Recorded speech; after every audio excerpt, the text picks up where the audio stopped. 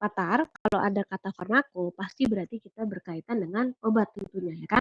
Imunologi berarti sistem imun. Jadi kita akan mempelajari obat-obatan yang mempengaruhi sistem imun kita. Dan satu lagi ada imunoprofilaksis. Sistem imun, profilaksis itu artinya tindakan pencegahan atau preventif. Profilaksis itu berarti pasti dilakukan sebelum. Jadi artinya ada sebuah obat yang mempengaruhi sistem imun yang diberikan sebelum penyakit tersebut datang. Gitu ya. Ini sebagai penutup mata kuliah kita. Kenapa? Karena kalian udah tahu sistem imun, kalian udah tahu penyakitnya apa. Sekarang kalian mempelajari obat-obatannya apa aja. Satu slide ini sebenarnya sudah melingkupi semua slide-slide ke depan. Jadi kalau kalian paham satu slide ini, yang selanjutnya adalah tambahan informasi buat kalian. Kita mulai dulu dari konsepnya. Konsep obat-obatan atau medikasi yang berkaitan dengan sistem imun itu kita bagi jadi dua. Ada yang kita sebut dengan medikasi, ya artinya berarti terapi, ada yang kita sebut dengan vaksin gitu. Jadi ada dua. Kalau obat, ya berarti obat itu bekerja setelah ada kita berikan setelah ada penyakit ya. Secara general kalau kita pakai diksi medication, obat ya ketika ada penyakitnya. Tapi kalau vaksin kita lakukan, kita berikan sebelum. Itulah yang disebut dengan imunoprofilaksis gitu. Nah, ini dua-duanya kita akan pelajari. Berdasarkan konsep ini, kita membagi beberapa jenis terapi-terapi tersebut menjadi 4. Yang pertama adalah obat-obatan yang menekan respon imun kita. Jadi bukan sel imunnya yang ditekan, tapi respon imunnya. Misal, kamu lagi bersin-bersin, kamu lagi gatel-gatel, kemudian kamu minum obat antihistamin. Yang ditekan oleh antihistamin itu adalah respon alerginya. Respon alergi itu disebabkan oleh ada mediator alergi yang namanya histamin. Jadi yang teman-teman perlu highlight di sini bukan sel imunnya yang ditekan, tapi mediatornya, ya. Gitu, contohnya adalah antihistamin. Lalu NSAID, kalian pusing, kalian jatuh, terus luka, nyeri, kalian minum NSAID lah, misalnya kalian minum ibuprofen, nyerinya hilang. Yang ditekan adalah mediator yang menyebabkan nyeri. Mediator inflamasi yang menyebabkan nyeri, yaitu prostaglandin. Kortikosteroid juga gitu. Misalnya, kalian lagi radang tenggorokan, yang ditekan oleh steroid, kortikosteroid adalah respon radangnya, ya, yang membuat tenggorokan kalian jadi inflamasi bengkak merah. Itu yang ditekan adalah si mediatornya. Jadi bukan sel imunnya yang ditekan. Makanya tadi aku siapa yang aku komenin? Najwa. Bukan. Tadi aku nanya SLE tadi siapa? Sorry. Duh, mama-mama tua emang. Lupa gue. Siapa tadi yang jawab SLE? Aku, Ibu. Siapa yang ngomong aku? Aku lagi lihat slide. Nadila, Ibu. Oh iya, Nadila. Makasih Nadila. Tadi kan Nadila nyebutin untuk SLE pakai juga steroid ya. Tapi steroid bukan termasuk imunosupresan, tapi dia artinya dia bukan menekan sel imun kita, dia cuma menekan respon imunnya. Oke, mudah-mudahan dipahami sampai sini ya. Ini 3 obat yang familiar banget buat kalian, ya kan? Mungkin kalian juga sering minum, mungkin orang tua kalian, kakek kalian rutin. Apalagi pasien-pasien, apalagi kalian-kalian yang punya alergi macam-macam itu pasti minum lah obat-obatan ini. Oke, kita lanjut ke obat jenis yang kedua yaitu imunomodulator. Dari katanya modulate. Modulate itu artinya berarti mengatur. Yang diatur apa? Sistem imun, sel-sel imunnya gitu. Jadi artinya dia bisa membuat kondisi yang tidak seimbang bisa jadi kembali seimbang. Artinya memodulasi supaya kembali normal, kembali balance. Nah, itu yang tadi Nina lihat interferon. Itu salah satu tadi yang bilang interferon kan bukan Nadila ya. Siapa tadi ya? Siapa tadi yang interferon? Najwa ya? Iya, Ibu. Nah, itu dipakai tadi buat apa Najwa? Salah satunya kamu buat yang multiple sklerosis ya? Iya. Oke. Nah, jadi interferon dia punya fungsi sebagai imunomodulator, mengatur. Kenapa? Karena dia punya dua aktivitas. Dia bisa menstimulus sistem imun, dia juga bisa menekan sistem imun. Jadi keywordnya modulator adalah mengatur. Mengatur artinya dia punya dua fungsi biasanya, nggak cuma satu fungsi, nggak cuma satu efek. Ya, selanjutnya ada yang kita sebut dengan imunostimulan. Imunostimulan berarti menstimulus sistem imun kita. Jadi pokoknya dari 4 ini, 3-nya itu mengatur langsung ke sistem imun, ke sel-sel imun. Yang satu yang tadi, yang pertama itu ke respon imunnya. Oke. Nah, imunostimulan itu yang paling baik adalah vaksin. Kenapa? Sebenarnya kan kita bisa bilang juga ya kalau vitamin, suplemen gitu, itu kan dia juga membooster, dia juga menstimulasi sistem imun kita.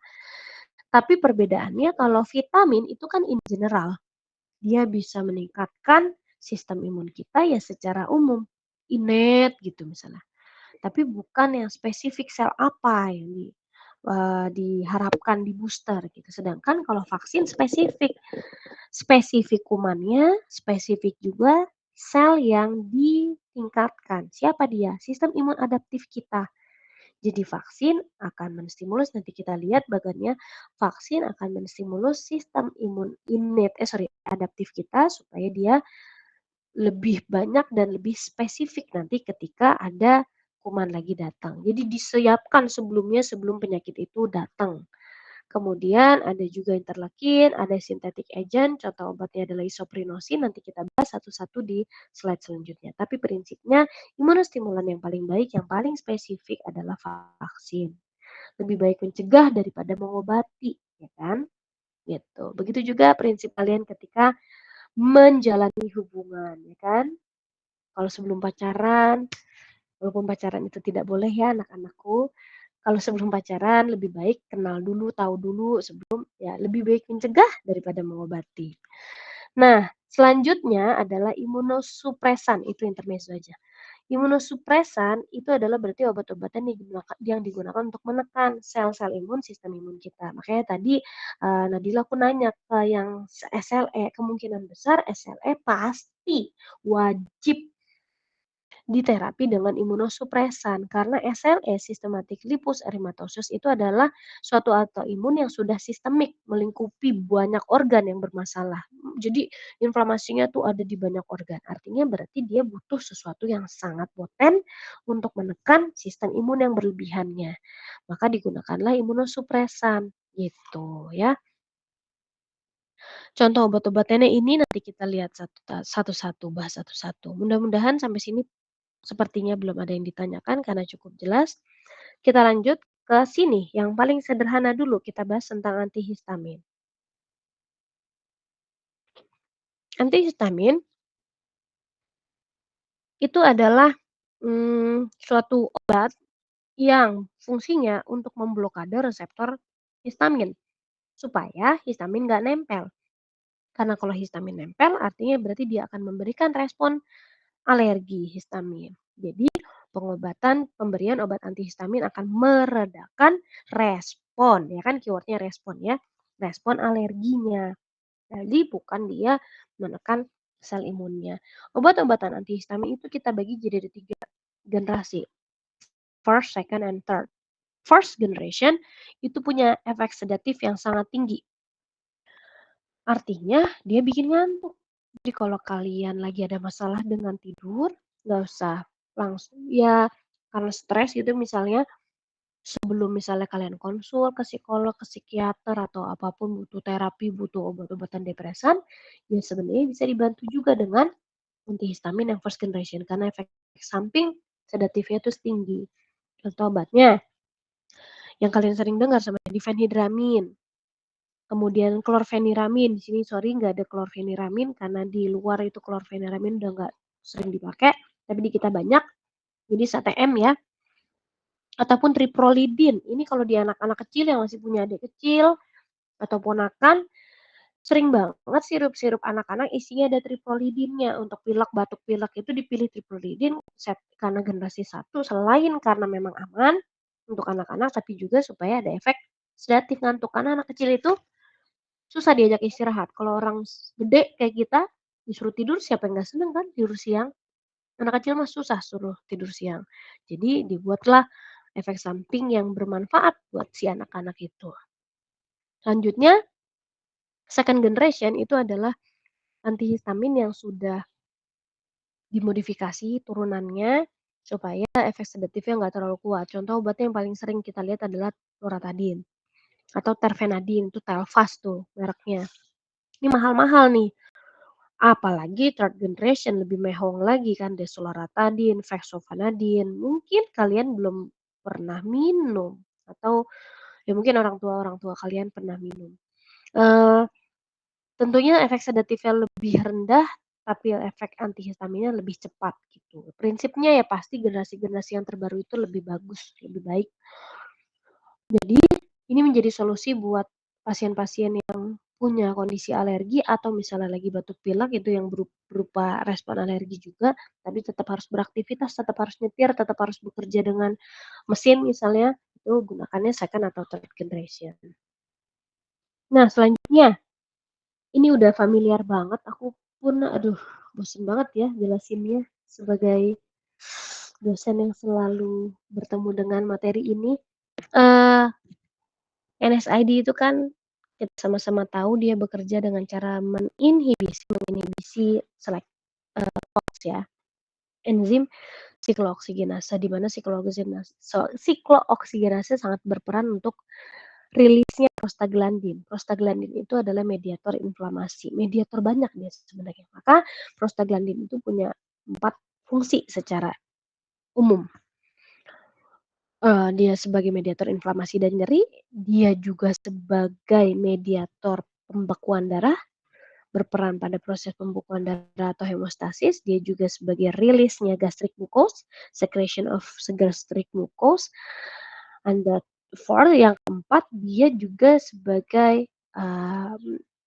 berperan dalam angiogenesis, metastasis, maupun cell proliferation. Mungkin yang kita fokus biasanya tujuan utamanya adalah menghilangkan nyeri dan inflamasi, sedangkan sisa fungsi yang lainnya itu juga akan terhambat ketika menggunakan NSAID yang tidak selektif. Jadi resiko bleeding karena proses pembekuan darahnya karena proses pembekuan darahnya dihambat ataupun permasalahan pada lambung karena si gastric mucosnya itu produksinya dihambat jadi tinggi. Jadi efek samping NSAID yang paling terkenal adalah bleeding dan gangguan lambung. Sedangkan kalau kita gunakannya COX-2 itu spesifik hanya untuk inflammation and pain, gitu.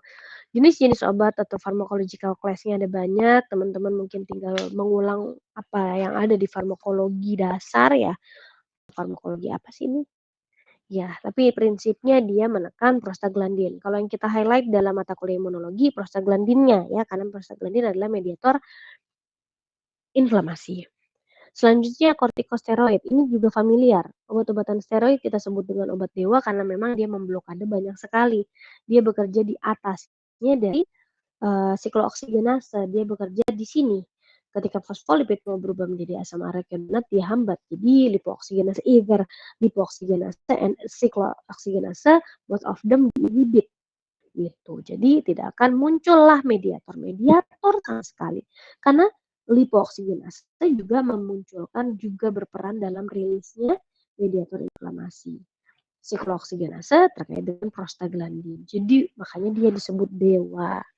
Nah, mungkin tambahan informasi yang perlu kalian tahu terkait dengan kortikosteroid adalah bahwa kortikosteroid itu kita bisa bagi menjadi dua. Bukan kita bisa bagi dua ya, emang ada dua. Yang pertama, eee, jenis glukokortikoid, yaitu, obat yang menyerupai hormon kortisol dan hormon kosteron. Ini adalah dua hormon pertumbuhan, aslinya dalam tubuh kita juga ada, tapi dia juga nanti berperan terhadap sistem imun. Satu lagi adalah aldosteron, yaitu kita sebut nama obatnya, golongannya atau jenisnya namanya mineralokortikoid. Jadi yang satu glukokortikoid, yang satu mineralokortikoid. Nah, seperti apa bedanya? Kalau glukokortikoid itu sangat berperan dalam proses sistem imun kita, ya. Meskipun dia berperan di sistem-sistem imun, tapi seperti yang kita lihat tadi yang di sini itu adalah kerjanya glukokortikoid. Jadi dia tetap menghambat rilisnya prostaglandin. Lihat, yang dia atur itu adalah penekanan interleukin 17, penekanan TNF dan lain sebagainya. Jadi dia bukan ke selnya, tapi ke apa yang diproduksi oleh sel, yaitu mediator-mediator inflamasi. Sedangkan kalau mineralokortikoid itu dia berkaitan dengan sistem kardiovaskuler gitu. Jadi sistem RAA, renin-angiotensin aldosteron, itu kan fungsinya untuk ngatur tekanan darah, untuk ngatur denyut jantung dan lain sebagainya. Jadi suatu hal yang sangat berbeda. Tapi dua-duanya termasuk obat-obatan kortikosteroid. Jadi itulah yang perlu teman-teman ketahui. Nah, berarti kan kita fokusnya ke sini ya, ke glukokortikoid ya, karena kita membahas tentang imun. Nah, di sini teman-teman mungkin sering lihat, sering dengar, sering minum bahkan obat-obatan di bawah ini. Ada yang namanya hidrokortison, prednison, metilprednisolon disingkat MP, triamcinolon, betametason, dexamethasone, itu semua adalah obat-obatan dewa. Nah, mereka masing-masing punya potensi glukokortikoid, artinya mereka punya potensi menyerupai hormon kortisol. Kortisol di sini potensinya satu karena dia sebagai standar. Hormon kortisol lebih rendah efek glukokortikoidnya dibandingkan dengan kortisol. Dia sebesar 0,8. Nah, yang ini kenapa teman-teman perlu pahami sebagai calon-calon apoteker ketika misalnya kalian bingung, kan obat steroid ada banyak. Kenapa? Ada yang dikasih triamcinolon, ada yang dikasih dexa. Disclaimer-nya aku menjelaskan ini karena background aku klinis, jadi meskipun ini mata kuliahnya imunologi akan aku antarkan kalian ke dunia klinis. Kadang-kadang kan kalian pakainya dexa, kadang pakai triamcinolon, kadang kalian dikasihnya metilprednisolon, atau kalian nggak tahu dikasihnya apa karena ada racikan misalnya pas kecil ya kan. Nah, itu semua berdasarkan ini glukokortikoid potensinya.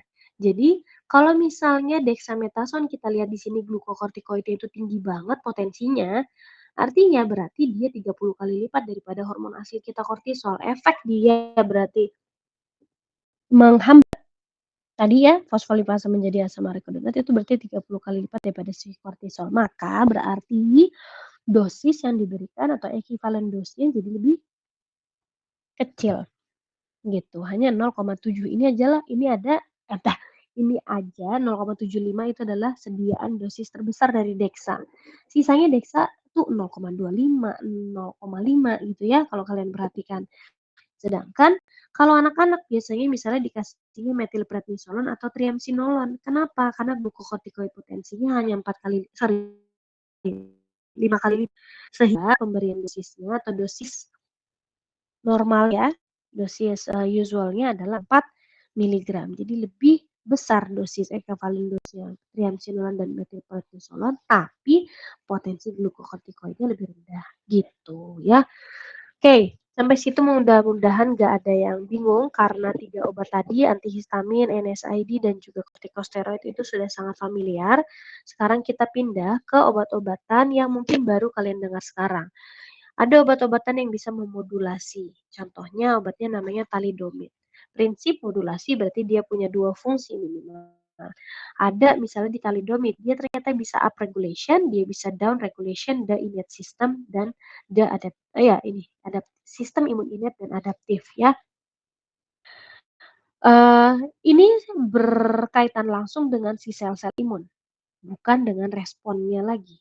Oke, contohnya adalah obat namanya thalidomid. Nah, thalidomid juga FYI-nya direstrik sekali penggunaannya karena efek samping dia yang sangat menyeramkan yaitu membuat kerusakan janin.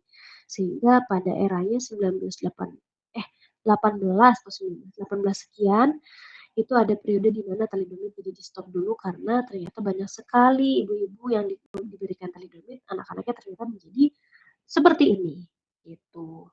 Nah, selanjutnya ada juga obat yang namanya Levamisol. Ini contoh-contoh aja ya.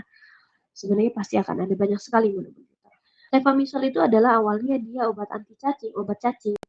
Tapi ternyata dia punya fungsi farmakologi sebagai apoptotic action, jadi dia bisa menstimulus sistem imun kita untuk apoptosis, mati, dan juga dia punya fungsi sebagai angiogenik atau bahasa Indonesia angiogenesis, itu adalah proses pembentukan pembuluh darah vaskuler.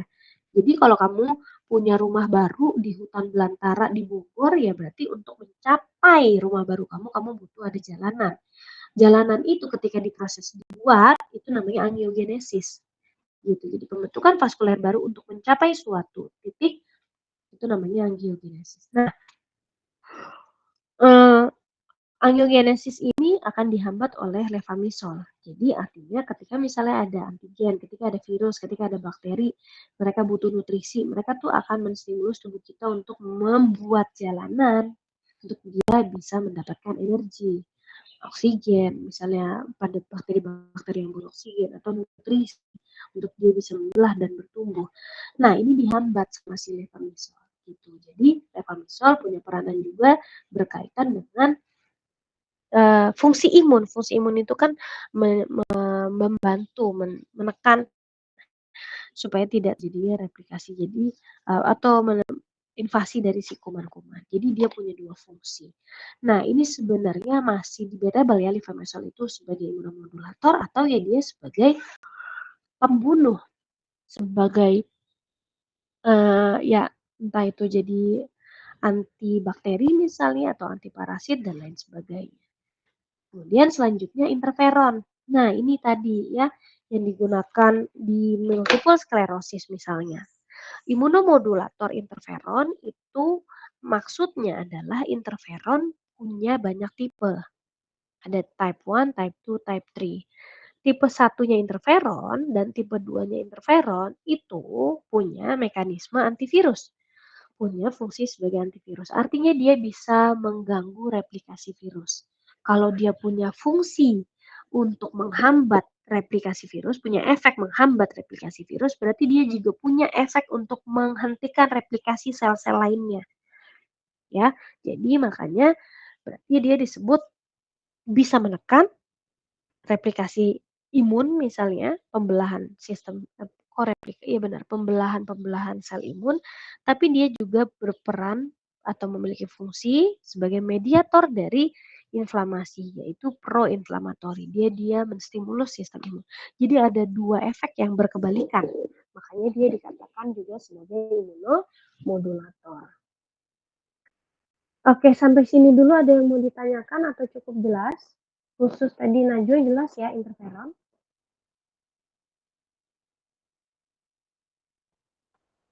Najwanya masih ada. Teman-teman yang lain jelas?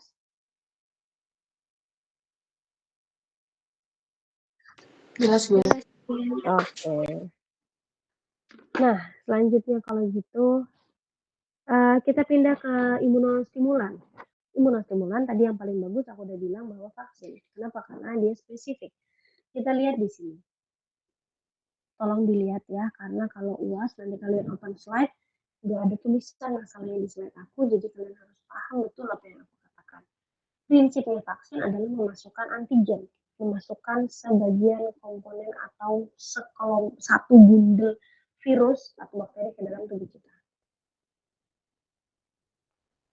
Jadi prinsipnya dia memasukkan antigen ke dalam tubuh kita, ke dalam sel host supaya nanti dikenali oleh sistem innate kita, lalu dipanggil sistem imun adaptif sampai akhirnya goal dari vaksin, tujuan dari pemberian vaksin adalah diproduksinya sel B plasma yang sudah spesifik.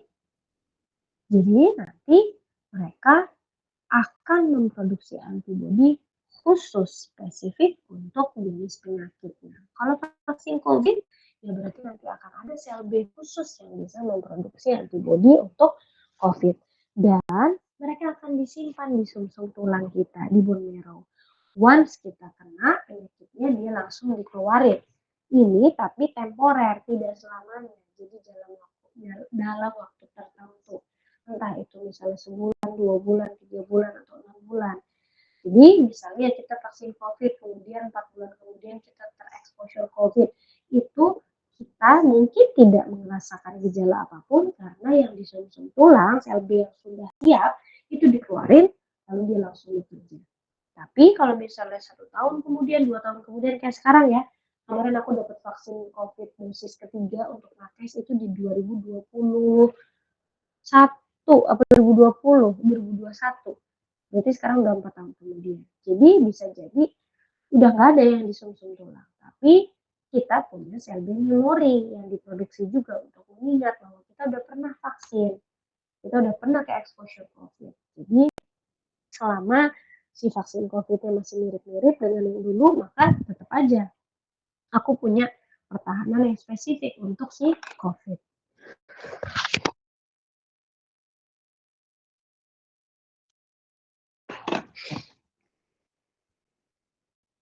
Nah, jadi prinsip vaksin adalah memasukkan antigen dan tujuan diberikannya vaksin adalah adanya sel B plasma yang spesifik dan juga sel B memori. Terkait dengan vaksin, itu teman-teman perlu, karena kalian sebagai calon apoteker, misalnya kalian ada yang punya mimpi bekerja di Bio Farma dengan gaji yang sangat besar itu, dari sekarang berarti harus belajar terkait dengan vaksin. Menarik loh, Bio Farma itu gajinya wow. Jadi sangat prestis kalau misalnya bisa kerja di Bio Farma. Tapi masuknya sangat susah, jadi ya harus belajar pintar. Vaksin itu secara prinsip bisa dibuat, bisa diproduksi dengan 2 metode. Yang pertama, kita bisa masukin antigen langsung ke dalam tubuh kita. Yang kedua, kita bisa nyuruh tubuh kita untuk memproduksi antigen tersebut. Gitu, dengan cara kita memasukkan cetakannya. Jadi yang satu seperti memasukkan kue yang udah jadi ke dalam tubuh. Yang satu, ini ya, yang ini, kelihatan ya aku nunjuk, ini, 4 ini, itu adalah memasukkan kue langsung ke dalam tubuh. Tapi kalau yang ini, kita memasukkan cetakannya dan bahan bakunya, resep-resepnya, bahan yang dibutuhkan, itu ke dalam tubuh. Nanti tubuh kita yang ngebuat si kuenya itu. Gitu ya, perbedaannya gitu. Contoh untuk yang memasukkan kue langsung atau kita memasukkan antigen langsung ke dalam tubuh adalah ini, rekombinan protein vaksin. Rekombinan itu artinya kita merekombinan, kita membuat-buat di luar. Jadi kita tahu nih, oh ada virus A. Virus A komponennya ada ini ya, ada apa namanya? Bajunya. Oh, bajunya itu ternyata ada bordirannya. Nah, kita nanti membuat bordirannya sendiri, kemudian kita masukin bordirannya itu ke dalam tubuh. Jadi artinya sebagian protein dari si virus kita rekombinan, kita buat, kemudian kita masukin ke dalam tubuh. Tubuh tetap akan mengenali sebagai zat asing karena mirip gitu. Pinter kan manusia itu, tapi virus nanti lebih pinter lagi, kanker lebih pinter lagi. Selanjutnya ada contoh juga yang live vaccine, artinya virus yang masih hidup apa adanya itu kita masukin ke dalam tubuh. Jadi artinya nggak apain gitu. Tapi nggak boleh dong kita masukin virus yang masih sehat walafiat dan kuat. Yang ada kita bukannya sehat malah ikut sakit kalau kita kasih virus itu mah namanya nggak usah divaksin, tapi ditularin aja, kita bersinin aja orang, kita batukin aja orang. Nah, perbedaannya adalah live vaksin ini berarti vaksin yang dimasukin ke dalam tubuh kadarnya diatur. Berapa banyak jumlah virusnya, seberapa kuat. Jadi virusnya ini dilemahin dulu, sedikit ataupun banyak gitu, tergantung seberapa kuat virusnya. Baru kemudian nanti dimasukin ke dalam tubuh ya.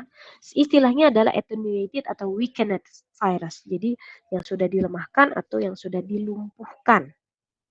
Tapi bukan mati ya. Kalau yang ketiga baru ini dimatiin, inaktif. Jadi ada virus dipanasin, heated or chemically inactivated pathogen, jadi dipanasin maupun secara kimia dibuat jadi inaktif baru dimasukin ke dalam tubuh. Atau yang dimasukkan adalah virus-like particles, ini seperti bajunya doang, without genetic information. Jadi even dia udah masuk ke dalam tubuh, dikenali sebagai virus, sebagai seutuhnya virus, zomnya ternyata nggak ada materi genetik, maka dia jadi nggak bisa membelah. Nah, ini adalah vaksin jenis yang paling aman di antara keempat tadi. Tapi kalau mau yang lebih aman lagi adalah yang ini. Kenapa? Karena kita masukin itu cuma cetakan dan bahan bakunya doang ke dalam tubuh kita. Jadi tubuh kita nggak akan merespon sebegitu hebringnya. Kalau yang ini masih ada potensi sistem imun kita akan memunculkan respon inflamasi karena ada virus yang masuk. Tapi kalau yang di kanan, tubuh kita nggak tahu awalnya kalau itu virus. Tapi nanti ketika si materi genetiknya udah nyampe ke sel kita, lalu dia nebeng dapur kita untuk memproduksi komponen dari virus, barulah akan dikenali sebagai zat asing oleh tubuh kita. Maka nanti tubuh kita langsung membuat pertahanannya gitu ya. Atau ini kan yang mRNA dan DNA itu materi genetik. Atau yang dimasukin adalah virus yang lemah atau yang tidak berdampak terhadap kondisi tubuh, tidak menyebabkan inflamasi, tapi dimasukin materi genetik virus yang kita tuju tadi. Jadi ini dikombinasikan. Bajunya sih vektor ya pembawa, bajunya sih si pembawanya sih virus yang tidak berbahaya gitu ya. Tapi isinya dalamnya adalah materi genetik dari virus yang berbahaya. Cukup jelas ya? Contoh-contohnya kita ambil yang sedikit aja. Virus yang dimasukin masih hidup tapi sudah dilemahkan itu cacar air misalnya. Kemudian yang modernnya langsung, virus yang dimasukin adalah cetakannya doang, bahan-bahannya doang, RNA, materi genetik itu adalah vaksin COVID. Kenapa sih COVID harus dibuat sedemikian sehingga jadi yang dimasukin cuma bahan-bahannya? Karena COVID itu menyeramkan banget guys. Jadi sebisa mungkin untuk virus-virus yang sangat membahayakan itu tidak dimasukkan keseluruhan virusnya. Maka sebenarnya yang paling berbahaya dari jenis vaksin ya ini yang masih hidup ataupun yang sudah dimatikan gitu. Tapi untuk penyakit-penyakit tersebut sudah terbukti bahwa ini vaksinnya efektif, jadi tidak akan menyebabkan penyakit. Cuma ya efek sampingnya pasti lebih besar. Gitu ya. Sampai sini ada yang mau ditanya untuk imunostimulan yang vaksin? Cukup jelas, kita lanjut berarti ke imunostimulan yang kedua, ada interleukin. Interleukin itu kan memang mediator inflamasi, ya kan, terutama interleukin 2. Interleukin 2 itu lebih ke proinflamatori, jadi memunculkan sistem imun kita, memunculkan respon imun. Atau kita sebut ya berarti dia imunostimulan, meningkatkan sistem imun kita. Sel-selnya jadi banyak nih tuh. Nah, tapi interleukin kalau dimasukin ke dalam tubuh itu berbeda berdasarkan dosis. Kalau high dose ya efeknya nanti jadi imunostimulan activation, tapi kalau low dose ya akan menjadi imunosupresif. Maka sebenarnya interleukin 2 itu bisa dikategorikan juga sebagai imunomodulator. Gitu. Sebentar ya.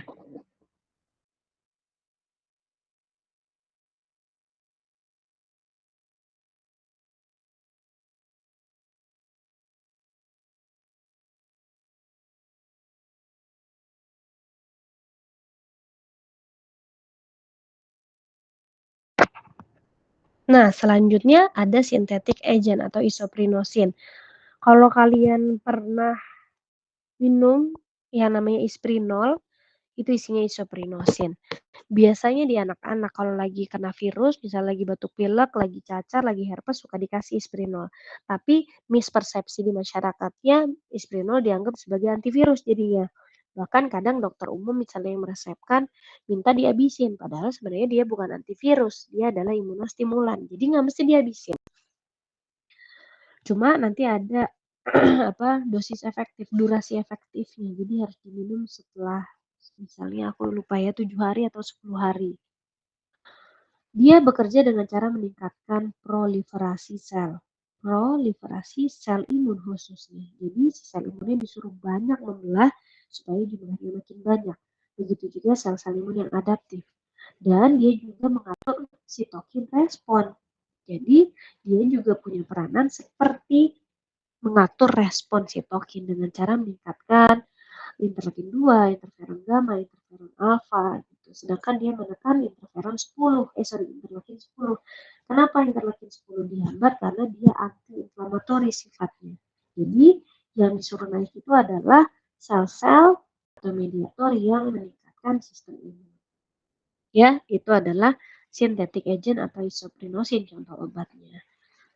Kemudian kita pindah ke drug that suppress the immune system atau kita sebut dengan imunosupresan. Kalau tadi imunostimulan meningkatkan, kalau imunosupresan berarti menekan. Aku punya satu pertanyaan dan pertanyaan ini akan ditujukan untuk siapa ya? Tadi udah para ibu-ibu, sekarang yang bapak-bapak. Bapak-bapaknya ada siapa sih di sini? Rafif. Where are you, Rafif? Iya, Bu. Oke, Rafif, menurut kamu, ini pertanyaannya gampang kok, cuma butuh logika. Kalau tadi kan kita belajar ada obat-obatan yang ngatur sistem imun pokoknya ya kan? Ya, ada yang menstimulasi sistem imun kan bagus buat tubuh kita kan? Karena kan dia sebagai prajurit, sebagai tentara, sebagai polisi. Tapi kok ada obat yang bekerja dengan cara menekan sistem imun? Kenapa ada obat yang dibuat untuk menekan sistem imun? Untuk pasien yang kayak gimana berarti dia yang membutuhkan imunosupresan.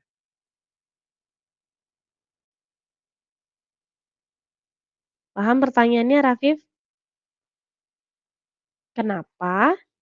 Atau untuk penyakit yang kayak gimana sih yang butuh obat imunosupresan, yang butuh imunnya malah sistem imunnya malah harus ditekan.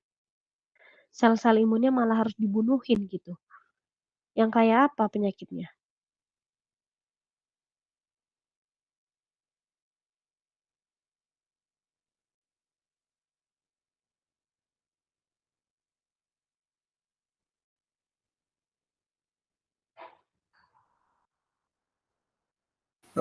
Mungkin yang penyakitnya yang sistem imun yang menyerang jaringan tubuh sendiri.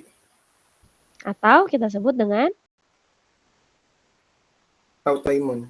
iya. Iya, terima kasih Rafif. Makanya sebenarnya tadi udah ya, karena contohnya SLE tadi Nabila, maka digunakan imunosupresan. Jadi imunosupresan itu cuma untuk penyakit-penyakit yang sistem imunnya berlebih.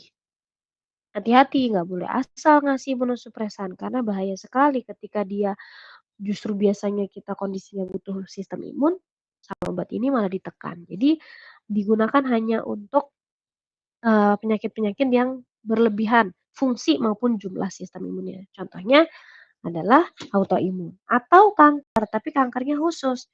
Kanker yang leukemia misalnya, kanker pada sel darah putih. Ya karena sel darah putih itu adalah kan sistem imun kita. Jadi kalau sistem imunnya berlebih karena kanker, ya berarti juga harus ditekan oleh imunosupresan. Nah, contoh obat imunosupresan yang paling banyak digunakan itu adalah nama obatnya siklosporin. Dia adalah calcineurin inhibitor. Sebenarnya kalian jadi harus belajar model-model farmakologi ya, nggak apa-apa. Jadi ini secara sederhananya, kalau teman-teman bingung lihat bagan ini dengerin aku aja. Ceritanya ada enzim namanya calcineurin. Kita anggap dia sebagai juru kunci. Nah, juru kunci dari inti sel. Ya, dia bisa membukakan pintu inti sel supaya ada orang nih namanya NFAT. Supaya NFAT bisa masuk. Kalau nggak ada calcineurin, NFAT nggak bisa masuk. Gitu. Jadi dia juru kuncinya si NFAT. Ketika NFAT masuk, NFAT itu nanti tujuannya adalah memproduksi interleukin 2. Di mana interleukin 2 tadi kita tahu bahwa dia adalah pro-inflammatory. Artinya kalau interleukin 2 diproduksi oleh sel T, maka dia akan memunculkan sistem inflamasi, respon inflamasi peradangan gitu ya. Jadi ketika calcineurin inhibitor, obatnya namanya calcineurin inhibitor, berarti dia menghambat fungsi dari calcineurin, maka NFAT-nya bisa masuk, maka interleukin 2 juga tidak akan diproduksi. Maka sistem imun, respon imun seperti tadi ya interleukin 2 mediator inflamasinya tidak akan terjadi. Gitu. Mudah-mudahan paham ya, nanti aku coba cek, aku akan tanya pemahaman teman-teman tentang calcineurin inhibitor. Selanjutnya, ada juga obat-obatan yang bekerja pada sistem persinyalan. Sekali lagi kalian jangan fokus lihat gambar yang rumitnya, tapi dengerin. Jadi nanti pas UAS meskipun dia buka slide, kamu bisa paham meskipun nggak ada tulisannya. Ada juga obat-obatan yang kerjanya di jalur persinyalan dari, jadi gini, persinyalan pertumbuhan sel. Sel itu kalau mau bertahan hidup berarti dia terus harus bertumbuh dan dia harus terus-terusan mensintesis protein. Protein itu kan ya komponen utama tubuh kita juga ya. Jadi sel-sel akan bertumbuh kalau jalur persinyalan growth factor ini berjalan dengan lancar. Tapi dengan adanya obat-obatan mTOR inhibitor, AKT inhibitor, PI3K inhibitor, itu akan menghambat jalur persinyalan ini. Maka yang harusnya instruksi untuk bertumbuh bagi sel itu terjadi, jadi malah nggak terjadi. Nah, bingung nggak? Jadi artinya si selnya bakal pelan-pelan akan mati karena jalur persinyalan untuk growth factor-nya, untuk bertumbuhnya dihambat. Gitu ya. Mudah-mudahan juga ini mudah sekali dipahami. Yang selanjutnya adalah obat-obatan yang bersifat anti-proliferatif. Ini adalah imunosupresan yang cukup bahkan sangat poten sehingga digunakan biasanya untuk SLE, sistemik lupus erythematosus ya. Gitu Nadila. Kita lihat kenapa sih dia disebut sebagai anti-proliferatif? Dari katanya berarti dia anti, dia menghambat proliferasi. Proliferasi artinya membelah. Jadi si sel-selnya itu tidak bisa membelah. Sel mana? Sel imun. Gitu. Jadi sel imun yang harusnya membelah terus-terusan sesuai dengan kebutuhan itu dihambat. Gimana cara menghambatnya? Dia menghambat dengan cara merusak atau mengganggu proses DNA replikasi. Kenapa ini kalau dihambat jadi nggak bisa membelah? Iya dong, karena kan ketika sel mau membelah, dia kan harus replikasi dulu DNA-nya. DNA-nya harus dibuat jadi banyak dulu supaya bisa dibagi dua gitu kan. Kayak kalian misalnya pedagang kambing mau jualan kambing ya kambingnya harus beranak pinak dulu baru bisa dijual-jual dibagi-bagi gitu. Jadi DNA pun harus direplikasi dulu supaya bisa selnya membelah. Nah, obat-obatan seperti azathioprine namanya atau mycophenolate mofetil disingkatnya MMF di sini. Azathioprine dan juga apa sih susah banget. Mycophenolate mofetil itu dia berperan dalam inhibisi proses replikasi DNA gitu ya, sehingga sel-sel imun tidak akan bisa membelah. Yang terakhir adalah monoklonal antibody gitu. Nah, monoklonal antibody itu prinsipnya antibody yang dibuat di luar tubuh kita. Jadi kita bisa setting. Antibody itu kan strukturnya gini ya, ada badan, ada tangan. Jadi secara general antibody monoklonal bisa dipakai buat segala macam obat. Kenapa? Karena dia bisa menjadi mak comblang buat dua hal gitu. Paham nggak? Bentuknya kan gini. Jadi dia megang satu, megang satu. Contoh, antibodi monoklonal bisa dipakai sebagai imunoterapi atau pada kanker ya bisa digunakan untuk mengaktifasi sel T sitotoksik itu kan fungsi untuk bunuh-bunuhin kanker pada penyakit kanker. Kemarin kita udah belajar ya, mudah-mudahan nggak lupa ya Allah. Jadi ketika sel kanker dipegang sama yang ini, sel T dipegang sama tangan yang ini, dia bisa dicomblangin. Maka nanti sel T akan membunuh si sel kanker. Prinsipnya adalah seperti itu.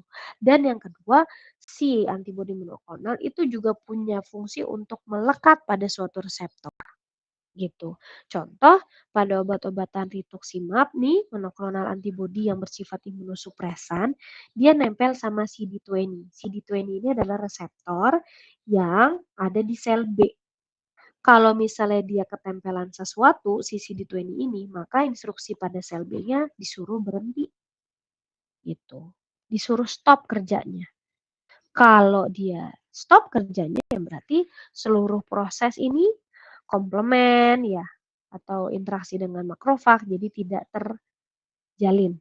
Dengan NK cell semua tidak terjalin, maka sel B akan shutdown. Itu makanya dia disebut sebagai imunosupresan, menekan sistem kerja si sel B, menekan aktivitas si sel B. Oke, sampai sini ada yang mau ditanyakan? Kalau kamu tidak ada yang mau bertanya, maka tentu aku akan bertanya. Ada yang mau nanya? Oke, Devi. Chelsea, Deng. Chelsea, mau nanya apa? Ibu izin bertanya, tapi sebentar Ibu. Siap. Kalau kamu atau yang lain dulu? Ibu, saya Ibu. Iya, gimana Chelsea?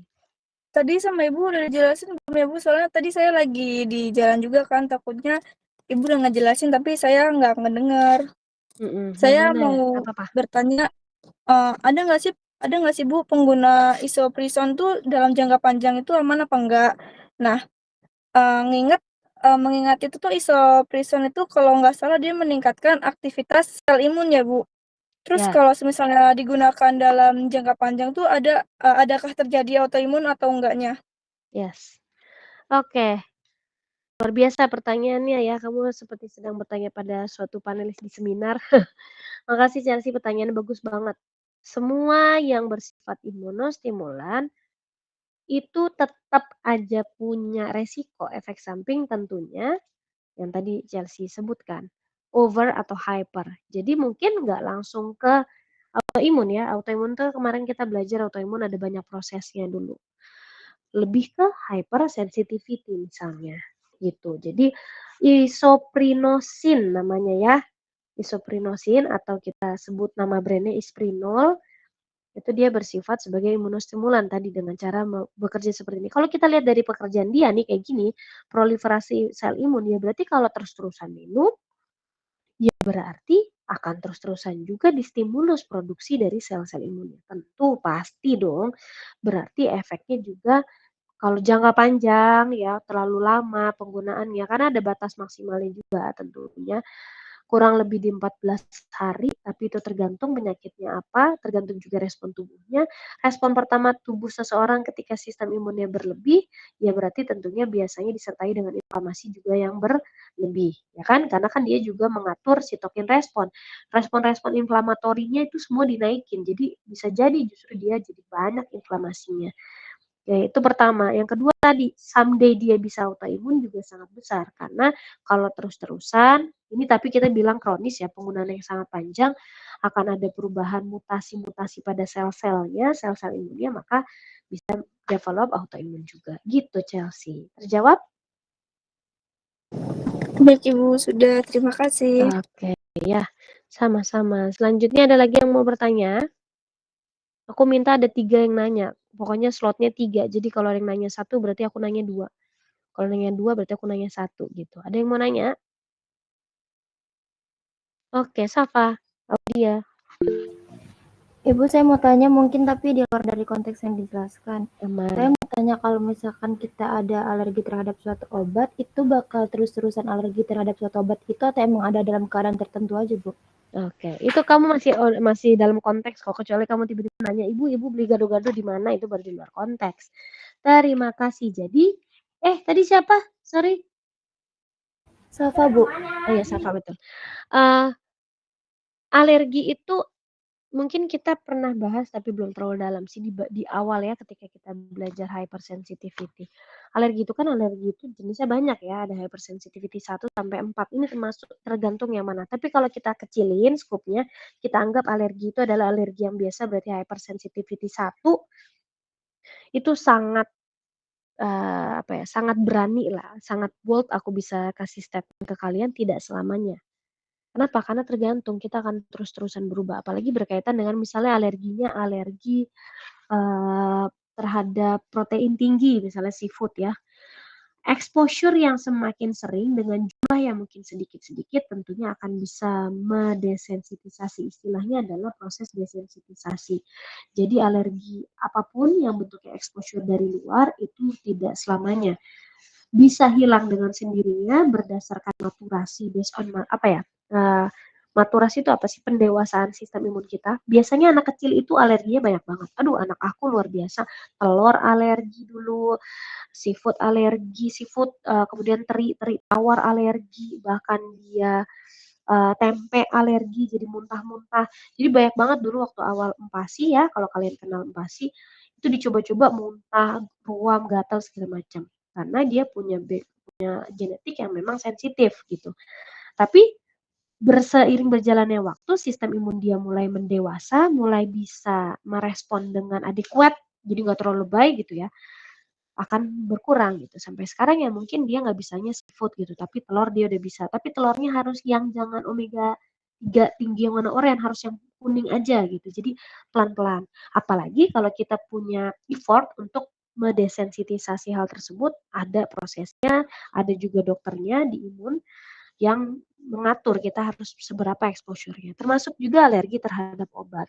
Itu juga bisa diatasi atau ditangani pelan-pelan. Jadi kalau hypersensitivity yang tipe 1 bisa begitu mungkin. Terjawab, Safa? Terjawab, Ibu. Terima kasih. Oke, sama-sama. Ada lagi satu lagi slotnya. Oke, Queen, ya boleh berarti 2 nggak apa-apa. Queenza dulu. Belinda ya, Untari ya. Queenza Belinda itu siapa? Queenza Belinda Putri, Ibu. Oh, beda lagi. Oke. Panggilnya apa kamu? Queensa. Queenza. Ya, Queenza. Enggak Queenza ya, Queenza. Ibu ini bertanya kan kata Ibu tadi itu vaksin COVID itu kan dibuat dia itu yang dimasukin cuman bahan-bahannya aja bukan virusnya yang kita lemahkan. Terus waktu kita COVID-19 itu kita disuntik 3 kali tahap, itu ada vaksin pertama, kedua, ketiga, dan vaksin yang ketiga itu untuk yang 18 tahun ke atas. Itu apa bedanya sih, Bu? Apakah dosis, maksudnya kayak si virusnya itu yang pertama sedikit, yang kedua lebih banyak, gimana? Makasih, Bu. Ya, seneng deh. Terima kasih pertanyaannya, Quinsa.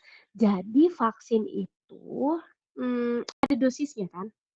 Dosisnya itu terbagi gitu. Kalau kita jangan bahas COVID dulu ya, karena COVID ini adalah sesuatu yang baru. Jadi kita dulu cuma disuruh 2, bahkan dulu kita cuma sekali, terus di-booster, terus ternyata suruh 3 kali gitu kan ya. Tapi kita kesampingkan dulu, Winza, bagian yang COVID, karena COVID adalah hal yang baru. Tapi kalau yang lama-lama kita udah tahu misalnya kalian nih vaksin 5 dasar waktu kalian bayi, kalian divaksin pertama hepatitis B, ya, waktu lahir langsung dicokokin hepatitis B, kemudian polio. Itu udah ada dosisnya. Artinya dosisnya itu sudah in total, dosis terbagi. Oh, perlu diberikan dosis sekian selama untuk 3 kali dosis gitu. Jadi yang dihitung adalah total 3 dosis. Yang setelah diteliti tentunya dia baru akan bisa memberikan proteksi 100% setelah dosis itu dipenuhi. Paham? Jadi misalnya untuk DPT itu ada 3 kali dosis. Ada 3 dosis. Berarti sebenarnya dosis dia terbagi menjadi 3. Sama kayak kita minum obat, dibagi menjadi 3 dalam sehari.